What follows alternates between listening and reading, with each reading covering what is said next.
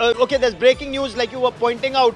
Former Prime Minister Deoba and his wife were roughed up by the mob. And this, Anjali, as you were pointing out, shows the level of frustration that's rising on the streets of Nepal and continues, that anger continues to boil over. The fact that the parliament building was set on fire is extremely distressing. Absolutely. And we have these visuals coming in right now. Take a look at that. This is the big breaking news coming in right now from Nepal. The former Nepal Prime Minister Deoba and his wife were roughed up by the mob. You can see them on the screens. A former Prime Minister injured with blood spilling down his clothes.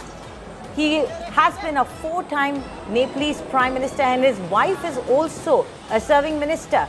This is quite shocking as you see Sher Bahadur Deoba in this condition. His wife, Arju Deoba, is actually the current foreign minister right now.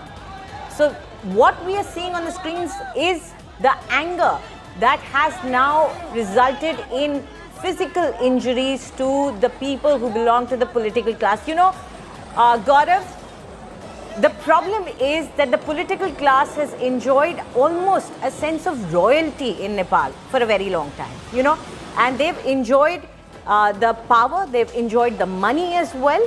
And this is why when something like this happens, that a revolution comes forth, then people are not able to rein in their emotions and then incidents like this happen. Not that we are justifying violence, but this is the reason that, you know, a long-term approach needs to be kept in mind when governments and political class are working to create a nation.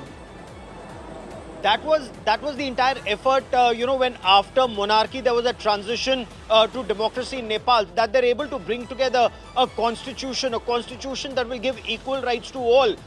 However, you know, when as some analysts in Nepal argue, professional protesters overnight became leaders, took reins of power, and it became a musical chairs of sort. One prime minister would go out, the other would come in, but the same 3, 4, 5 faces would end up becoming ministers and prime ministers in Nepal. And right now, there's a coalition of the right and the left coming together, and their sole motive was to remain in power. Now, when this kind of attitude develops in a country and only a select few enjoy all the privileges and perks and what comes with power, it's the common people of Nepal who are suffering. And finally, they said enough is enough.